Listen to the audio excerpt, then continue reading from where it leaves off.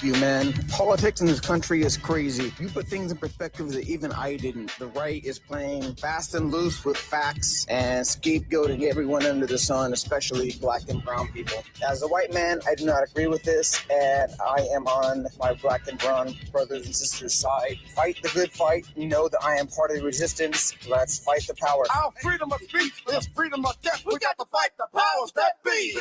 KBLA Talk 1580. We've got your flag.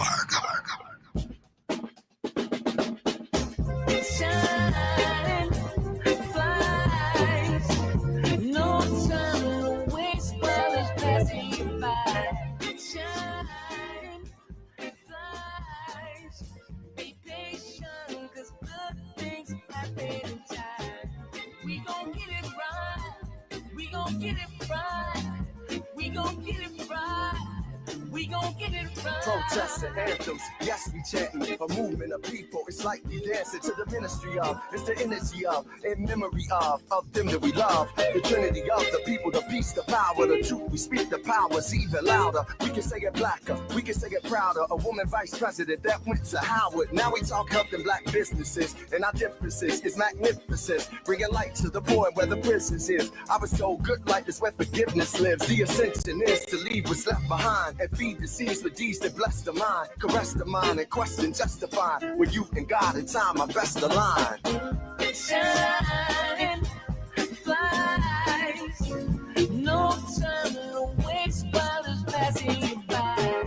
Shine, flies, be patient, 'cause good things happen.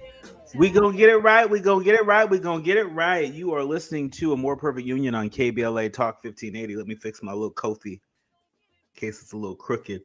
For those of you that are streaming us on YouTube, you know exactly what I'm talking about. For those of you in afternoon drive time, you know I'm trying. I can't grow it up top, and so you know I that's where I wear a lot of hats. Just to mix it up a little bit. I'm in touch with you, so you be in touch. Be sure to follow me on all the social media platforms at Dr. Nii-Quartelai. Just type in Dr. Nii-Q, DrNiiQ, and I pop right on up. Fresh for you to follow. Have you downloaded the KBLA app? What you waiting for? Download the KBLA app to listen to us live or on demand, or you can even tell Alexa to play KBLA Talk 1580. And then we pop right on up. Last but not least, subscribe to A More Perfect Union podcast. That way you'll get all the push notifications when our episodes load up. You'll be able to stay right on track. Now it's time for you to decide the good, bad, and ugly headlines of the day. Whoo, it was a busy news day. Whew. Kicking us off, NBC News is reporting that top Republicans say that they are out of the loop as DOGE downsizes Social Security Administration. You cannot make this stuff up. Elon Musk's Department of Government Efficiency is moving to downsize the Social Security Administration with office closures, cutbacks on phone services, and new rules requiring in-person visits for some prospective beneficiaries to register. And DOGE is making those changes without consulting or notifying some of the most senior lawmakers on Capitol Hill who oversee Social Security, including, wait for it, GOP allies of President Donald Trump. Senator Chuck Grassley, a Republican of Iowa, the chairman of the Senate Finance Subcommittee on Social Security, said that he had not been told ahead of time about DOGE's moves at the agency. Asked if it would be helpful to his job if he were given a heads up, Grassley repeated, I have not been. Senator Steve Daines, a Republican of Montana, who's on the Senate Finance Committee, he pressed just this past Tuesday Trump nominees to lead the Social Security Administration about long wait times for customer service. He said in an interview that he too hasn't been in the loop for the administration changes. Dane said he would appreciate advance notice about the changes the administration makes to Social Security. Is it just me, or does this sound like a complete abdication of duty? Last time I checked, Congress was a co-equal branch of government. They over here waiting for the administration to inform them about what they're going to do about Social Security. The issue isn't that Doge is operating outside of their authority. The issue is, oh, they didn't tell me about it. This is why you should take this very seriously. If you haven't already, you should have the Capitol Hill switchboard saved in your cell phone, because you better believe they're closing Social Security offices. They're going to make it harder for people to get their benefits. We need to take this very seriously. Not because this is some money that the government is just doling out to people. No, this is a system that people paid into. I hate the term entitlement. Sometimes they refer to Social Security, Medicare, and Medicaid as entitlement programs. No, sir. No, ma'am. No, kinfolk. That's something that people pay into over a long time, and they are rightly deserved. Moving along, Florida is considering loosening their child labor laws to fill vacancies due to crackdowns on undocumented workers. The Grio is reporting that Florida is looking to children as young as 14 to fill the vacancies left by the state's crackdown on employers who hired undocumented workers. According to CNN, and a bill recently advanced through the Florida Senate's Commerce and Tourism Committee, children as young as 14 years old would be able to work overnight shifts even on school nights. And under the state's current law, children are not allowed to work before 6:30 a.m. or past 11 p.m. Homeschooled 16 and 17-year-olds are allowed to work any hour of the day. Do we want to become the United States of Florida? That's what we're doing? Changing child labor laws? Sounds regressive to me. When we come forward, we're switching gears and want to give you an opportunity to tap into my conversation with CNN legal analyst Jeffrey Toobin. He has a new book out right here. I got it right here in my hand. It's called The Pardon, The Politics of Presidential Mercy. It is a good read, and it promises to be a good, informative conversation. You don't want to miss it. You're listening to A More Perfect Union on KBLA Talk 1580. More when we come forward with Jeffrey Toobin.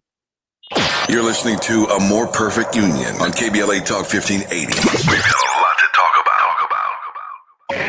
The revolution will not be televised. What's up? It is Killer Mike, also known as Michael Render, and I'm encouraging you to listen to more, not less, of Truth Time with Dr. Cornel West and Senator Nina Turner on KBLA Talk 1580. If you love to travel, Capital One has a rewards credit card that's perfect for you. With the Capital One Venture X card, you earn unlimited double miles on everything you buy. Plus, you get premium benefits at a collection of luxury hotels when you book on Capital One Travel. And with Venture X, you get access to over 1,000 airport lounges worldwide. Open up a world of travel possibilities with the Capital One Venture X card. What's in your wallet? Terms apply. Lounge access is subject to change. See CapitalOne.com for details. Sometimes we lose, sometimes we win. Sometimes we try to fit it all in. Sometimes we don't know what's in store. Sometimes we find what we're looking for. Sometimes we're rolling easy and free. Sometimes 1 and 1 makes 3. So much to love along this ride. That's why Nationwide is on your side. Nationwide Mutual Insurance Company and affiliates, Columbus, Ohio. KBLA Talk 1580. We've got a lot to talk about. KBLA Talk 1580, connecting you with services and solutions. The Autopsy Initiative provides a second autopsy free of charge for victims' families who have lost their loved ones due to a police-related death. The services offered through the initiative include the completion of a second autopsy, disclosure of preliminary findings, and a final autopsy report. A police-related death is when an individual is harmed by police officers using deadly force, which results in an individual's death. Police-related death includes in-custody deaths, including those that arise during contact with law enforcement officers during arrest, pursuit, booking, transport, or incarceration. The Autopsy Initiative has a team of board-certified pathologists on call. An autopsy request may be completed by anyone with a close relationship with the victim, which may include the victim's spouse, partner, relative, close friend, or lawyer. To request a free second autopsy for a victim of police violence, please visit knowyourrightscamp.com. That's knowyourrightscamp.com. Then click on Autopsy, then click on Request. At KBLA, we believe in justice for victims of police violence. We say their names, and we don't black down. This is a community call to action from KBLA Talk 1580. We have no permanent friends or permanent enemies. Only permanent interests. As we effort to build a more perfect union. You are listening to and streaming A More Perfect Union on KBLA Talk 1580. I'm Dr. Nii-Quartelai and delighted to welcome Jeffrey Toobin. He is the longtime CNN legal commentator we have relied on and will continue to rely on in the days ahead. But he also has a new book out. It's called The Pardon, The Politics of Presidential Mercy. Please welcome this New York Times bestselling author, Jeffrey Toobin, to the show. Good to be with you. Well, great to have you here. Jeffrey, first things first, why the pardon and why now? Well, it struck me that the pardon is an anomaly under our Constitution, because, most of the time we think of the Constitution as checks and balances, different branches of government keeping others in check. The pardon is an anomaly in that regard. It is entirely discretionary within the power of the president. There's nothing the courts can do to stop a pardon. There's nothing the legislature can do. And so pardons over history have turned out to be X-rays into the souls of presidents. You can tell a lot about presidents from whom they decide to pardon and whom they don't decide to pardon. And of course, in the past few months, starting with the end of the Biden administration and into the Trump administration, I think we've seen a very vivid example of that. Right, and so I just want to dig a little bit deeper there. I'm really fascinated with how you frame that, pardons being the X-rays into the souls of the presidents.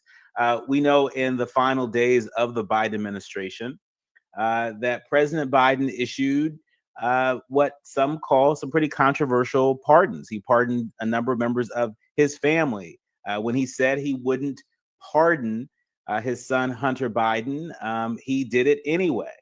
Talk to us about what that reveals about what's in Biden's soul, somebody who ran and won and fought to restore the soul of the nation. Well, one of the things we heard from President Biden throughout his career, long before he was president, was how much he cared about his family, what it means to be a Biden. He'd often talk about what it meant to be a Biden.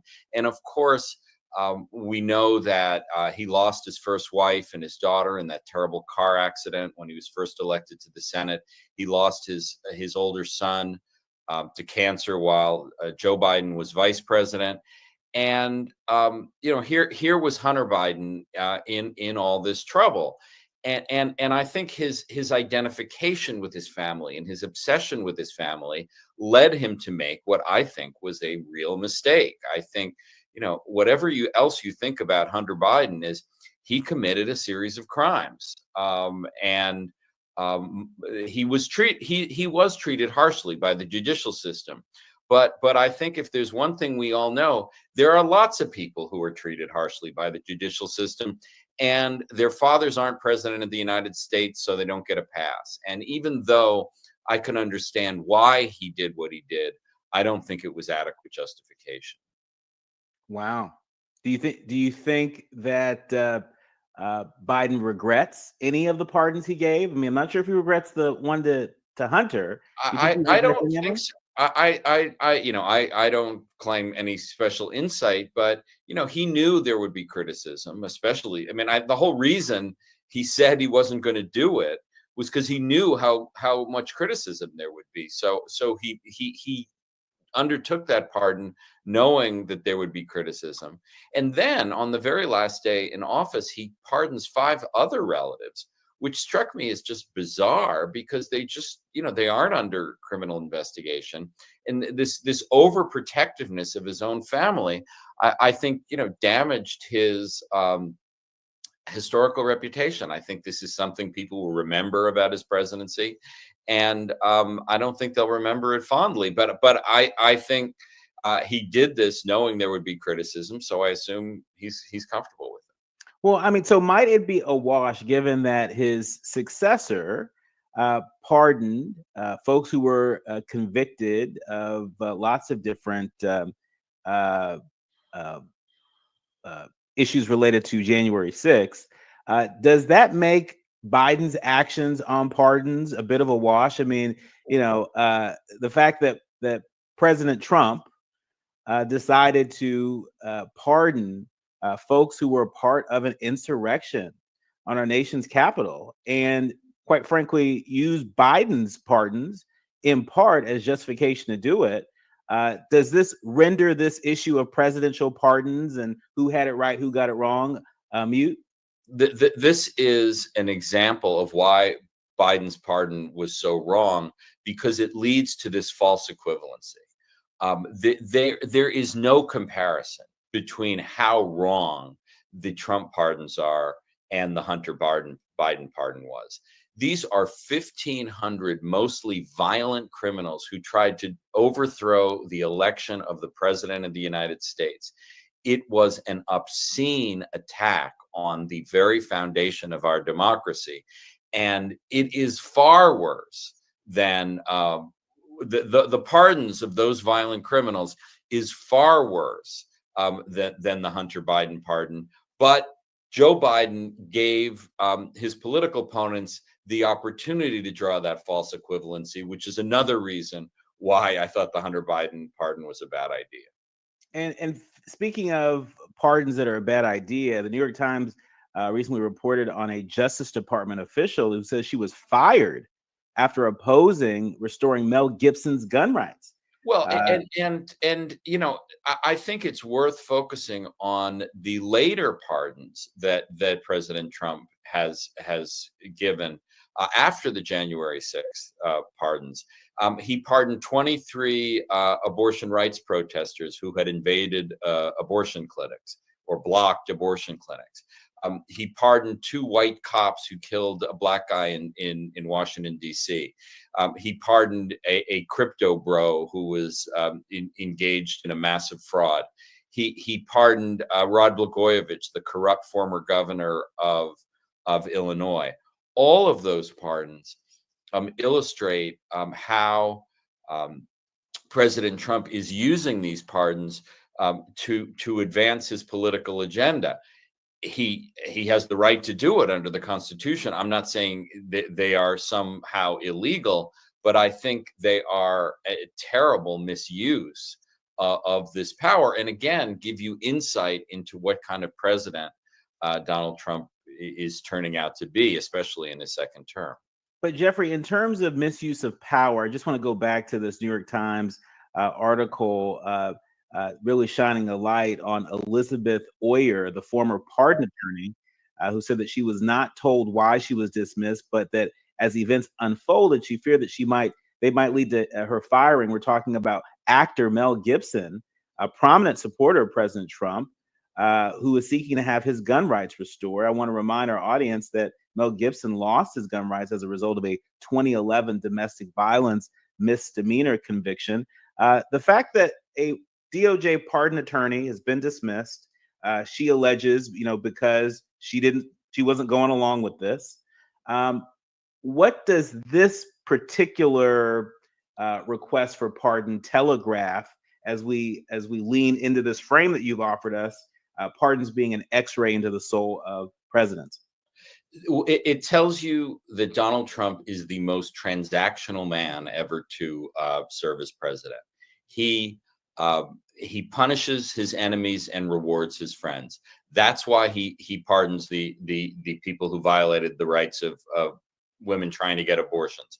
That's why he is trying to help Rod Blagojevich, who's turned into a big supporter, and that's why he's trying to help Mel Gibson. I mean, he is it's all about transactions with Trump. And if Elizabeth Lawyer had to be fired, she had to be fired. And so, back to your book, The Pardon, which a lot of folks are saying is a must read for anyone who is an American history buff, anyone who has an appreciation for the complex dynamics of power within the White House and implications of presidential mercy. You take us down memory lane, and you really spend a lot of time focusing in on the drama around Nixon's resignation. Talk to us about the cast of characters that you focused on in this book and why you chose them. Well, the most famous pardon in American history is the one that took place in 1974, where Gerald Ford, a month after he became president following the resignation of Richard Nixon, pardoned Richard Nixon. And he and the controversy about that has lived on even to today. And I thought there had never been a behind the scenes story of how that pardon unfolded. And I think that's really and that's the core of my book. And again, tells you a tremendous amount about who Gerald Ford was and who Richard Nixon was, who was the evil genius who managed to manipulate the pardon process, even though he was in disgrace as a former president in California.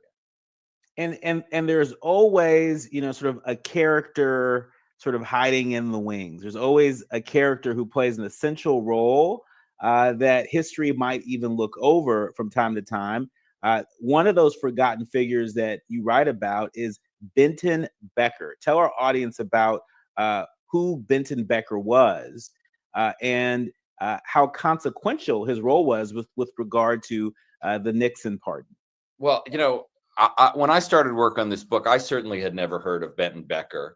But in keeping with the sort of slapdash way Gerald Ford handled the pardon, the whole issue of the pardon after he became president, he didn't even assign a staffer to handle the pardon. He handed the assignment to Benton Becker, who was a young lawyer. He had just left the Justice Department. He was just a volunteer for Ford. He wasn't even on his staff.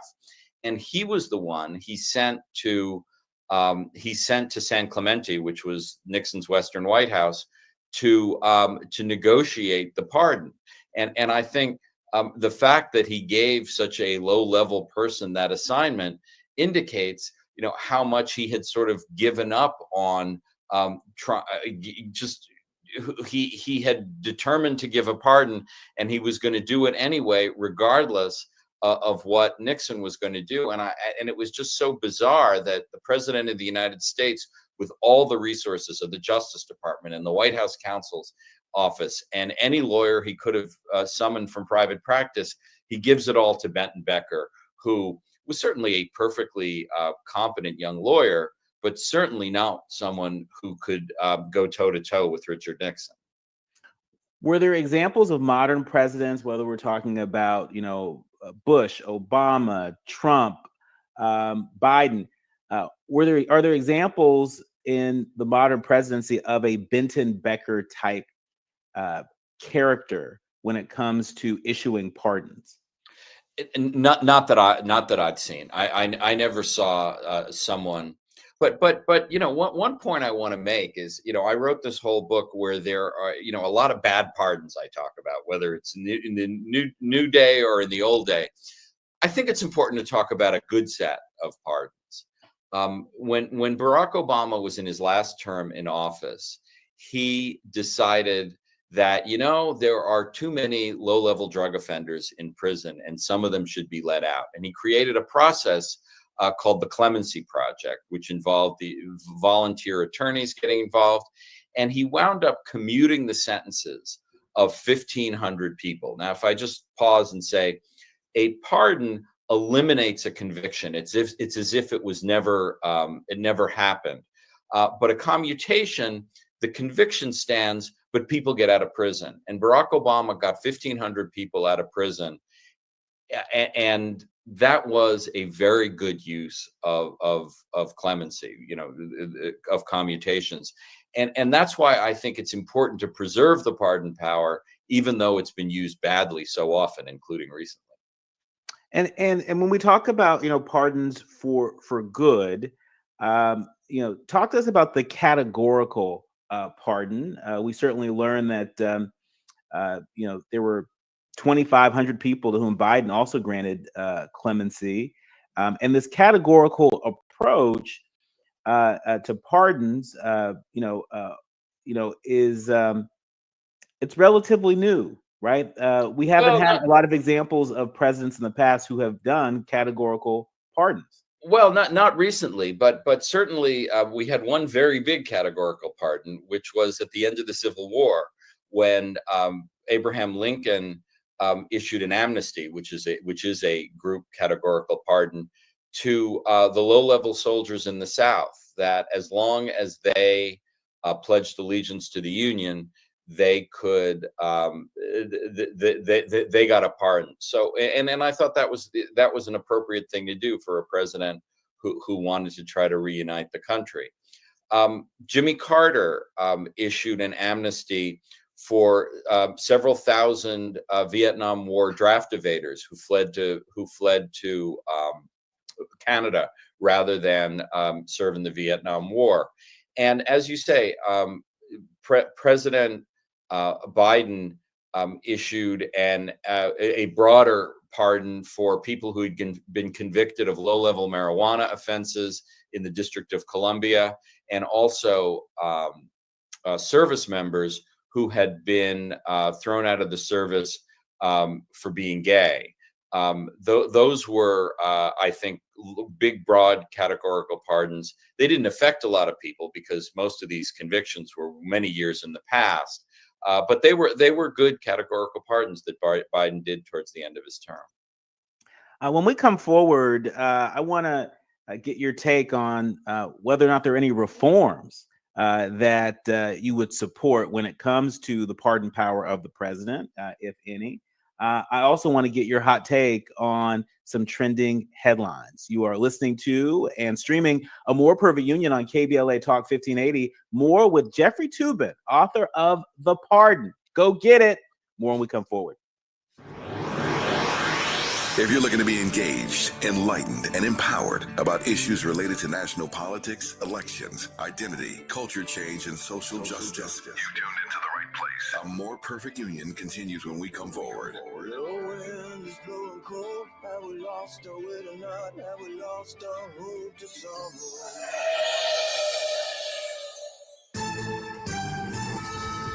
I'm Amber Payton with 4 Things You Should Know with BIN News. A Black California lawmaker is pushing to end forced prison labor. Assemblymember Lori Wilson's bill would stop the state from requiring inmates to work, with some exceptions, and mandate fair wages for jail work. A similar measure failed in 2024. Chicago aldermen are urging Black Mayor Brandon Johnson to work with them on covering a $175 million Chicago Public Schools pension payment. 15 city council members called for funding cuts to address the shortfall with a deadline at the end of the week. The Texas NAACP is suing the Trump administration over plans to dismantle the Department of Education, arguing it threatens educational equality for students of color. The suit highlights the loss of civil rights oversight and calls the move unconstitutional. And Kendrick Lamar's Big Game halftime show sparked over 120 FCC complaints, mostly about his lyrics and lack of white performers on stage. Get BIN News on demand 24/7 on the iHeartRadio app. In Sherman Oaks, debris on the 405 northbound before Ventura Boulevard. It's just the latest problem for the northbound 405. Things are stop and go from Venice Boulevard, so it's taking an additional hour probably to make that part of the drive. In Commerce, 710 southbound before Washington Boulevard, broken down cars in the next to the left lane. And in Montebello, the 60 eastbound before Paramount Boulevard, that disabled vehicle blocks the middle lane. Got issues with youth or high school sports? Positive Coaching Alliance can help. PCA, a national nonprofit, offers more than 1,000 free online resources for youth and high school sports coaches, parents, students, and administrators. Visit PCADevZone.org. This is the KBLA Sports Minute with Ray Richardson. Ice Cube is adding a Los Angeles franchise to his new look Big Three basketball league. The team will be called the LA Riot. The coach will be former NBA player Nick Young. Ice Cube will have 8 teams in his Big Three league. All 8 will represent cities with NBA teams: Boston, Chicago, Dallas, Detroit, Houston, Miami, Washington, D.C., and the LA Riot. The half-court 3-on-3 competition will have a 2-month schedule this summer, beginning June 14th. This will be the 8th season for Ice Cube's Big Three. LeBron is bringing back his Mind the Game podcast with a new co-host, 2-time NBA MVP Steve Nash. The 51-year-old Nash is replacing Lakers coach J.J. Redick. LeBron and Redick started Mind the Game in 2023. The podcast had an average of 1.5 million views per episode. LeBron and Nash will make their debut on Tuesday, April 1st. No debates, no speculation, just the info you need. That's your KBLA Sports Minute. I'm Ray Richardson on KBLA Talk 1580. At the tone, please record your message. You ready? Drop it! Mr. Tavis Smiley, preach it. Thank you, man. Politics in this country is crazy. You put things in perspective that even I didn't. The right is playing fast and loose with facts and scapegoating everyone under the sun, especially black and brown people. As a white man, I do not agree with this, and I am on my black and brown brothers and sisters' side. Fight the good fight. You know that I am part of the resistance. Let's fight the power. Our freedom of speech is freedom of death. We got to fight the powers that be. KBLA Talk 1580. We've got your black. They say the hardest part of getting something done is getting started. Well, we did that 30 years ago when California first took on the tobacco industry. Now, smoking is down 60%, lung cancer 42%. A couple of our cities have already ended tobacco sales. A California without big tobacco isn't just possible. It's already happening. See our progress at undo.org. KBLA Talk 1580. We've got a lot to talk about.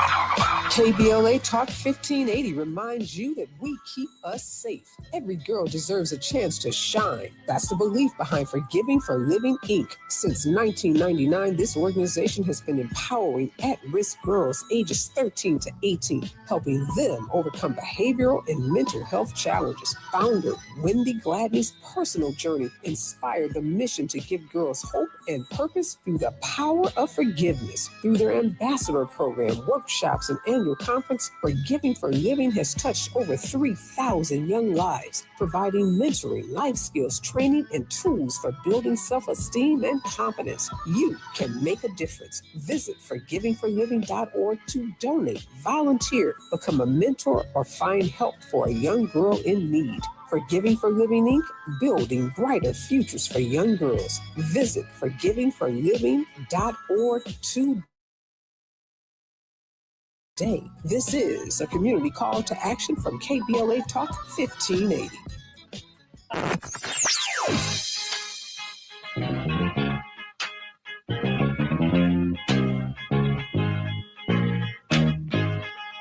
This is KBLA Talk 1580. Talk radio. That's music to your ears.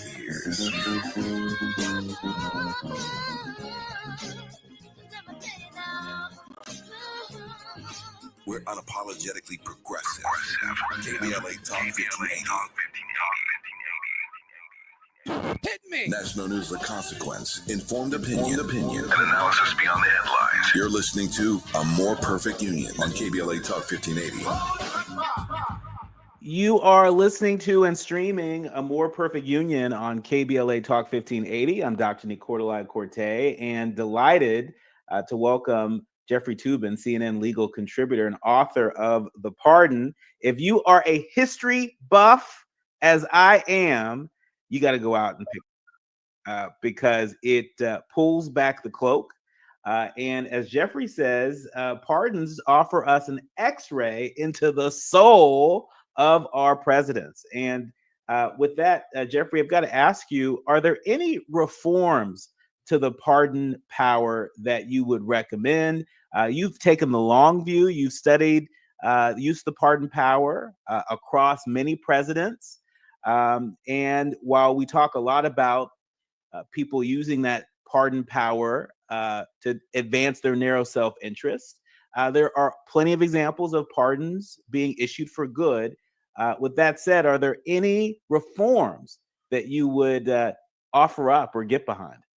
Well, it's interesting to compare the pardon power under the U.S. Constitution with pardons in the states. Most people who are prosecuted for crimes in the United States are prosecuted in states, not in federal court. And in some states, there's no pardon power on the part of the governor. In some states, there are it's a pardon power, just like in the federal Constitution. The governor can pardon anyone he likes. In some states, there's a check, there's a board, there's a board of pardon, that recommends pardons to the governor. So there are a variety to choose from. But to answer your question directly, I would not change the pardon power under the U.S. Constitution. I would leave it exactly as it is, because there are 150,000 people in federal prison in the United States, and not all of them should be there. There are always going to be political pressures to put more people in prison, whether it's through the courts or through the legislature or the executive.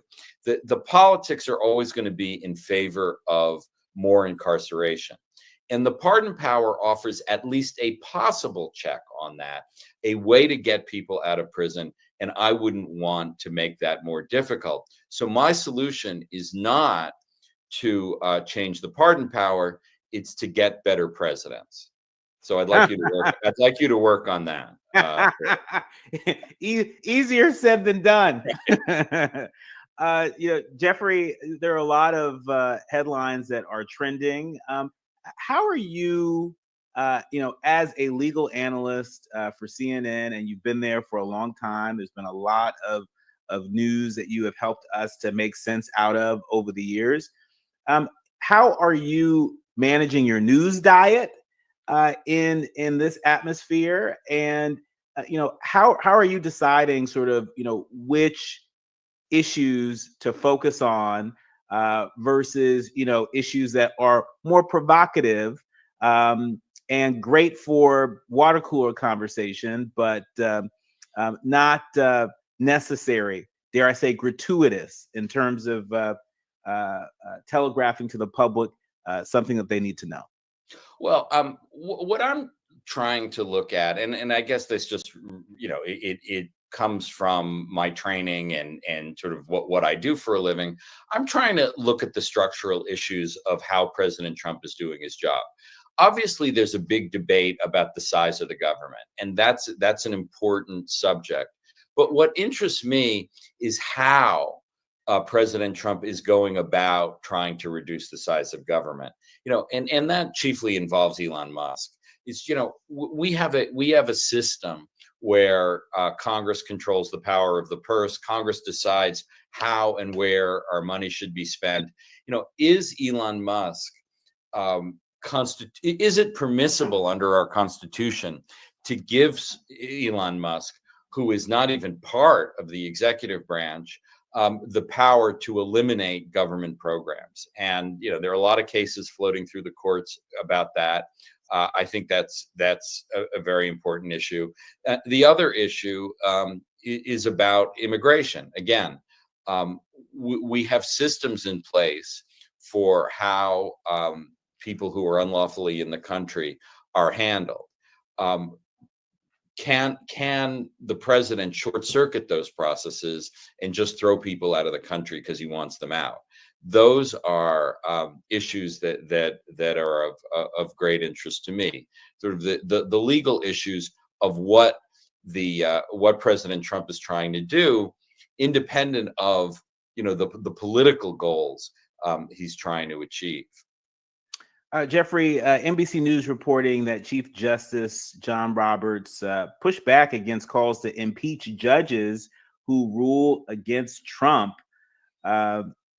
Trump allies have called for various judges to be impeached for blocking administration policies in the first months of his second term. In your book, you talk about you take us inside the secret world of the Supreme Court. Tell us something we don't know about the Supreme Court, and particularly the Chief Justice, that played a role in the Chief Justice delivering a rare rebuke to Trump most recently.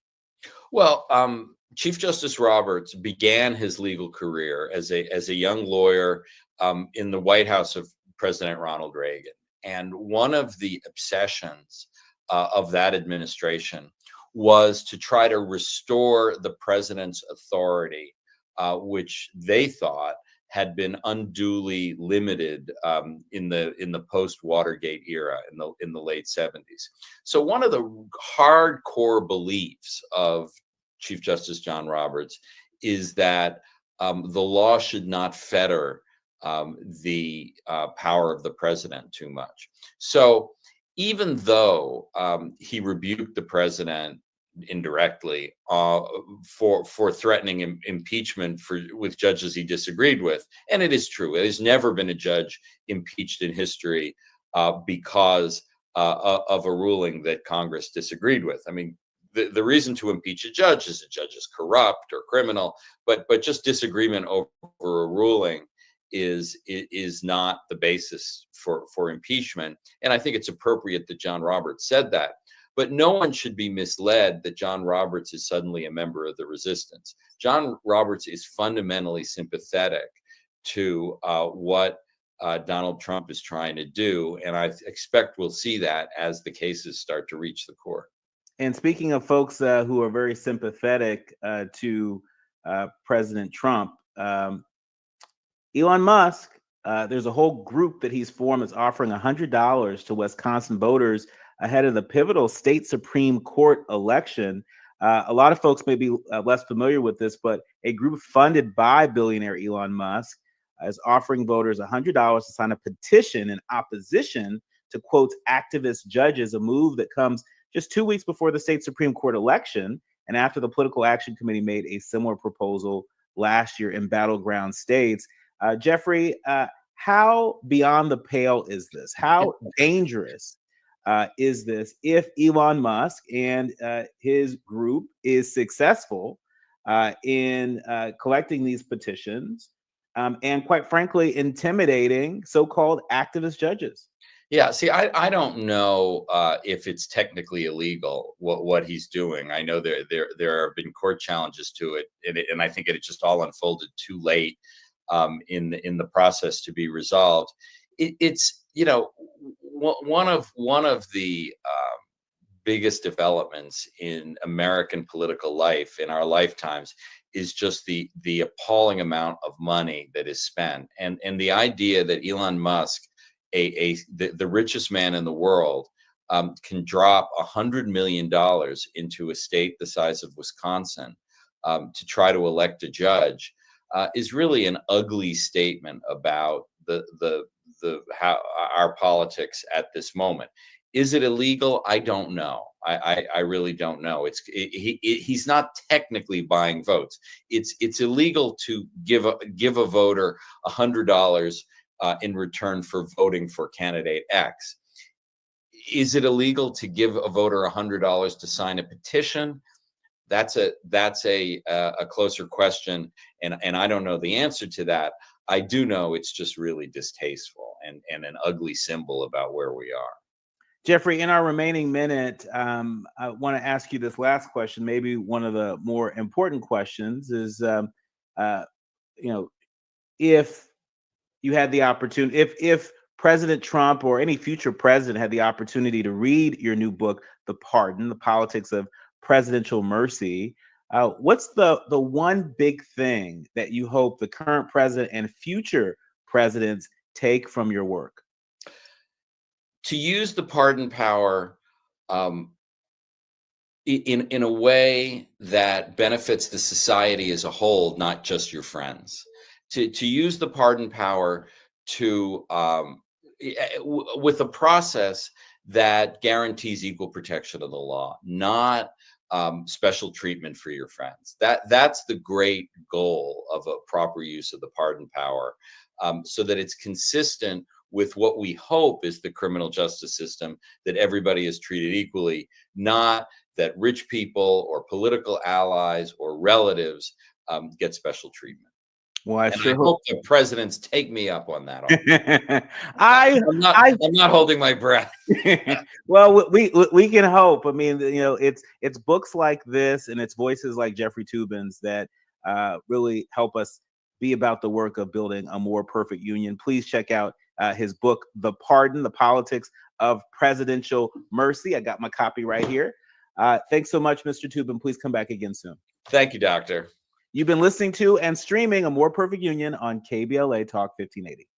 Striving to make America a nation as good as its promise. This is A More Perfect Union on KBLA Talk 1580. We've got a lot to talk about.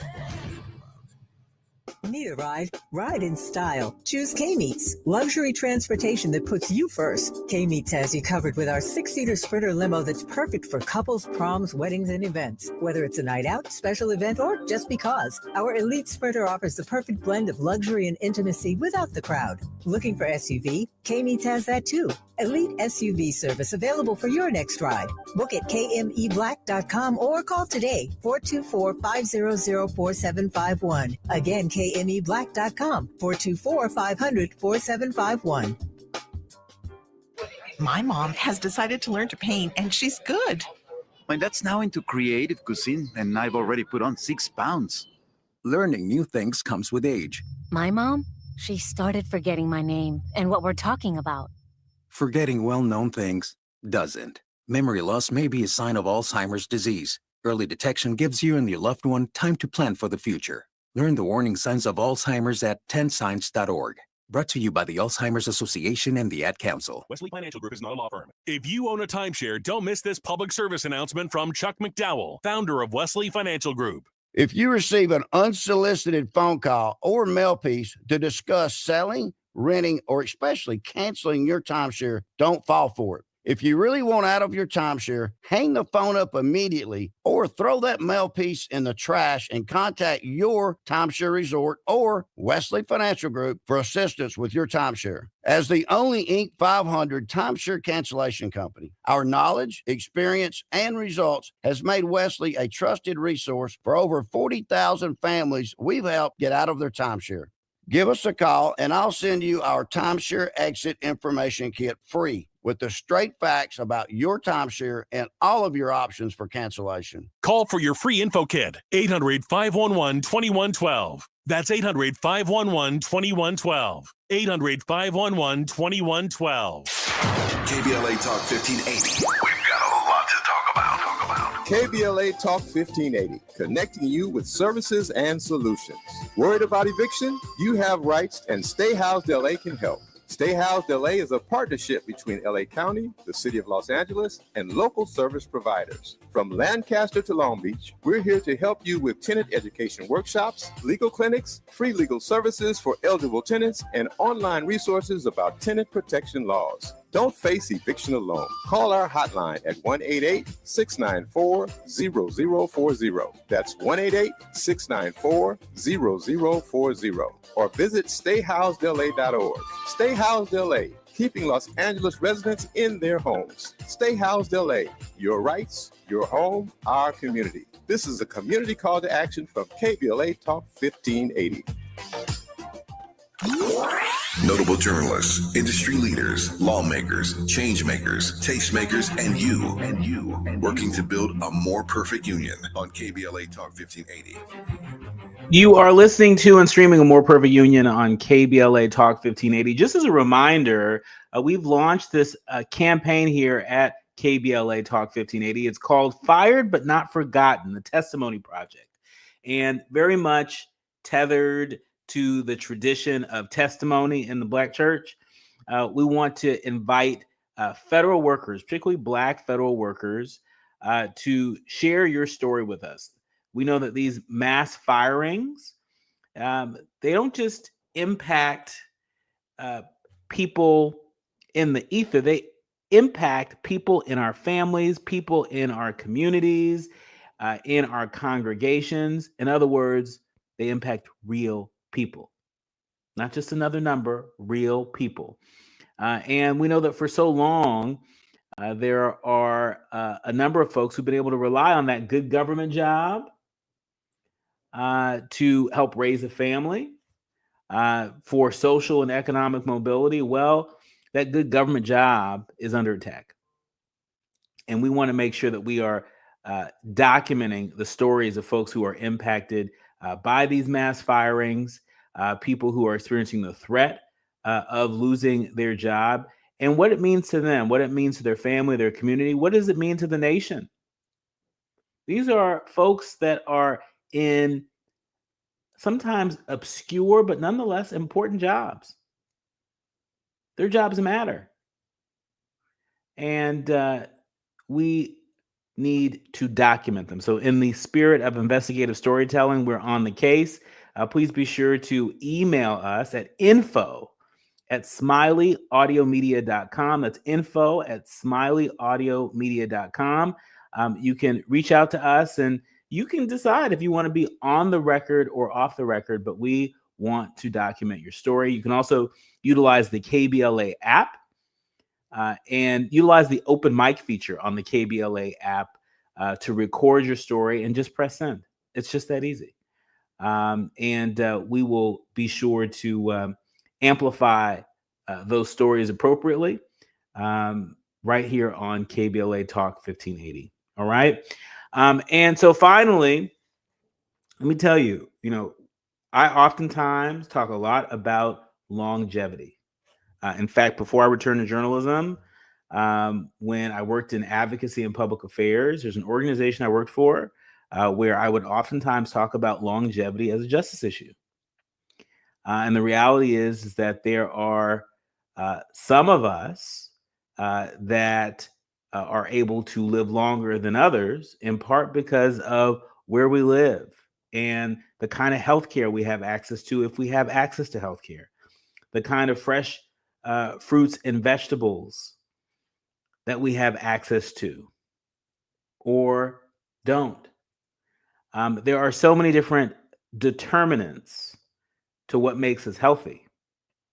And so I am really delighted to sort of share this story of survival. But let it also be a cautionary tale. I don't know if you all saw the clip of Bishop T.D. Jakes on the Today Show, but I certainly saw it and was pleased to see it. T.D. Jakes reveals that he had a massive heart attack on stage. If anyone knows anything about miracles, it's Pastor T.D. Jakes. In a new interview with the Today Show, the megachurch pastor, he reflected on his recent onstage healthcare scare and revealed the cause of the medical emergency. The Griot is reporting that on November 23rd, 2024, the Potter's House church leader experienced an unexpected heart attack in the middle of giving a sermon on stage. Reportedly pausing and beginning to shake in the middle of his message, many began to speculate about what happened to Jakes in the state of his health. He said, quotes, "The reason I didn't realize it was because I had none of the symptoms that they say. No numbness, no sharp pain, no anything. I just kind of drifted off to sleep. I didn't know what it was, but I almost died." And he's not being dramatic. The megachurch pastor recalls doctors telling him that if he had arrived 5 minutes later, just 5 minutes later, he would have been dead on arrival, as the right side of his body had completely stopped getting blood. At the time of the incident, Bishop Jakes had been standing while preaching and eventually sat down while delivering his message. It was at that moment that Jakes remembers starting to feel like something was off physically. Days after the incident, Bishop Jakes released a statement to his fans on X, which he described the incident as an event that could have been fatal if it weren't for God's intervention. He followed that written statement with a video posted to Instagram on December 1st. Jakes eventually has returned to preaching. He returned on New Year's Eve, during which he admitted to having anxiety standing in the same spot he almost died in. And so we are thrilled that Bishop T.D. Jakes is doing well. And we also hope that all of our leaders, learners, and listeners out there learn from his story. Learn from his story. Once upon a time, I worked for an organization whose mission was to educate folks on cardiovascular health. I know in my own family, on both sides, that there is reason to pay extra close attention to my cardiovascular health. And so try to eat right, try to get in the gym, try and manage stress, all of that. But I share this story in the spirit of so many more of us being able to attain a long, happy life. A long, happy life. And a long, happy life, it starts with paying attention to our health. If you see something, say something. Don't just suffer in silence. God bless Bishop T.D. Jakes and all the emergency responders, the first responders that came out to support him. But let's all pay extra close attention to our heart health, because it's true. Health is wealth. Just saying. We'll have to leave it there. My thanks to the entire village helps us produce a more perfect union each and every day. Our executive producer, Tavis Smiley, our sound engineer, Andy, our show producers, Faraji, Kim, and Art, and of course, each and every one of you. We really appreciate you leaning in. We'll be back tomorrow. Until then, remember, don't panic, organize, do what you can from where you are with what you have. I'm Dr. Nii-Quartelai, and you've been streaming and listening to A More Perfect Union on KBLA Talk 1580.